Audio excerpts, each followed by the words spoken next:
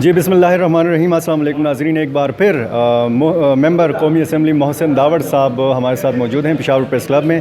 ان سے ہم تازہ ترین جو خطے کی صورتحال ہے اور ان کے وزیرستان کی صورتحال ہے وہ جاننے کی کوشش کریں گے. بہت شکریہ محسن داوڑ صاحب. یہ بتائیے کہ جو قبائلی اضلاع سابقہ فاٹا آج کل کی صورتحال کے حوالے سے تھوڑا سا بتائیے. دیکھیے جی، صورتحال تو دن بدن خراب ہوتی جا رہی ہے، اور یہ جو قبائلی اقوام کے درمیان جو تنازعات ہے اراضی کے، اس کی وجہ سے مطلب وہ چونکہ حل نہیں ہو رہے، تو حل نہ ہونے کی وجہ سے وہ لوگ پھر ہتھیار اٹھا لیتے ہیں اور پھر حالات بالکل خانہ جنگی کی طرف چل رہے ہیں. تو ان کے پاس ہتھیار ہیں؟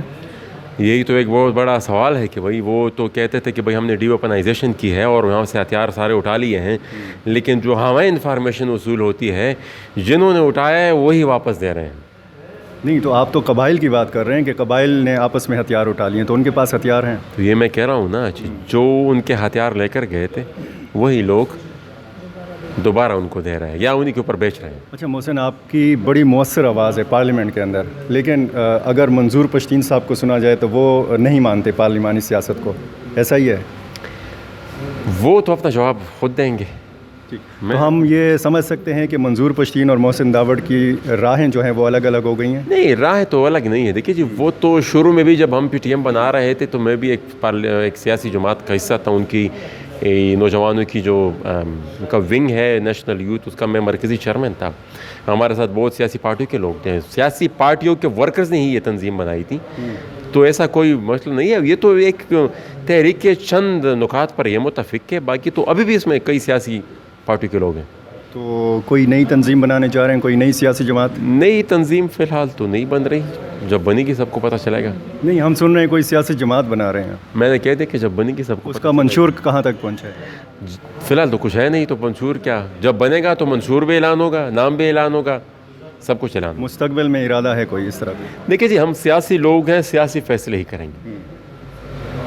اچھا، جو آپ کے آس پاس لوگ نظر آتے ہیں، افراسیاب خٹک، لطیفہ افریدی، بشرا گوہر اور آپ خود، یہ عوامی نیشنل پارٹی سے تعلق رکھتے تھے؟ جی بالکل. تو مستقبل میں دوبارہ یہ جو اکٹھ ہے یہ وہی عوامی نیشنل پارٹی کی کوئی دوسری شکل ہوگی؟ نہیں، یہ آپ پتہ نہیں کون سی اکٹھ کی بات کر رہے ہیں، لیکن یہ ہے جو آپ نے بیک گراؤنڈ بتا دی کہ ہم بالکل، ہمارا تعلق عوامی نیشنل پارٹی سے رہ چکا ہے. ٹھیک ہے. اور آپ سمجھتے ہیں کہ منظور پشتین صاحب کا جو راستہ ہے وہ ٹھیک ہے، ٹھیک نہیں ہے؟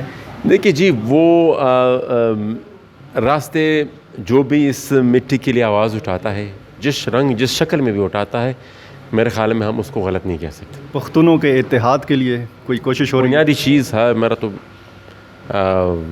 کافی عرصے سے ارمان ہے. کوششیں شاید کسی حد تک کی بھی ہو، لیکن مزید ہونی چاہیے. کون کر رہا ہے؟ کوئی کچھ کسی حد؟ اب انڈیویجول کیپیسٹی سے میں جتنا مجھ سے ہو سکا وہ تو ہم نے کیا، لیکن اس میں ایک بڑے ایفرٹ کی ضرورت ہے. اچھا، یہ جو زمینی تنازعات کے حوالے سے بات ہوتی ہے، صوبائی حکومت بھی، خیبر پختونخوا حکومت کوئی قانون لانا چاہ رہی ہے، تو اس قانون کے ساتھ بھی آپ متفق ہیں؟ اے ڈی آر؟ نہیں، دیکھیے اے ڈی آر مسئلے کا حل نہیں. اس سے پہلے بھی اس طرح کے کئی قوانین وہ لا چکے ہیں، لیکن یہ مسئلے کا حل نہیں. ہمیں جو لینڈ آف دا لا ہے اسی کو وہاں پر ایکسٹینڈ بھی کرنا ہے. اس کی امپلیمنٹیشن کے لیے بھی میکینزم بنانا ہے.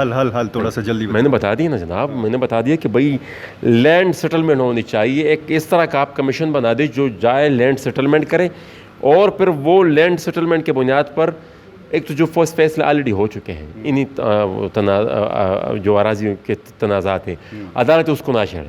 نمبر 1.